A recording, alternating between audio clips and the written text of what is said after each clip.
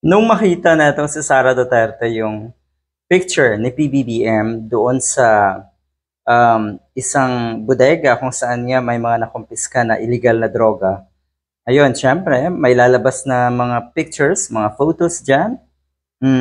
Ayan. Anong sinabi ni Sara Duterte? Na kung tutuusin, siya ata ang bobo talaga, ano ho. Hindi niya alam na mas malala yung kanyang ama sa mga ganitong klaseng sitwasyon. Kasi ang sabi ni Sara Duterte, hindi daw trabaho ng Pangulo ang mag-photo op sa droga. Gininspeksyon kasi. May lumabas na picture. Ayan. Yan ang sistema ng mga katulad ni Sara Duterte. Ngayon, nasa punto na sila na sukdulan na yung kanilang gustong or kagustuhan na ipabatid sa mga kababayan natin na sila yung tama, na sila yung maayos, na sila yung mabuti, na sila yung nakakatulong sa ating bansa, pero lahat yan ay kabaliktaran. Lahat yan ay pawang kasinungalingan. Lahat yan ay drama ng mga katulad ni Sara Duterte.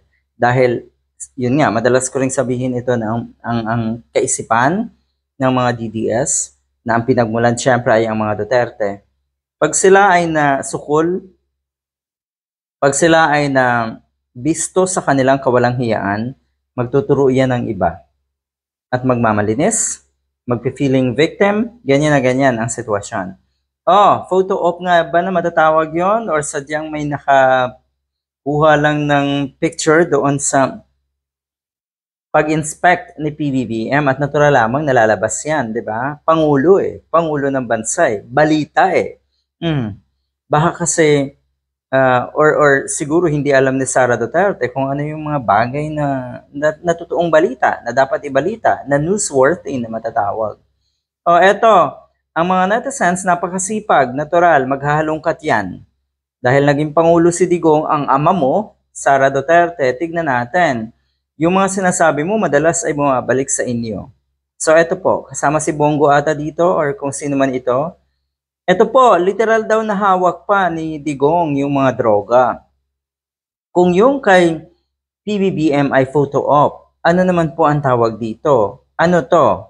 Di ba?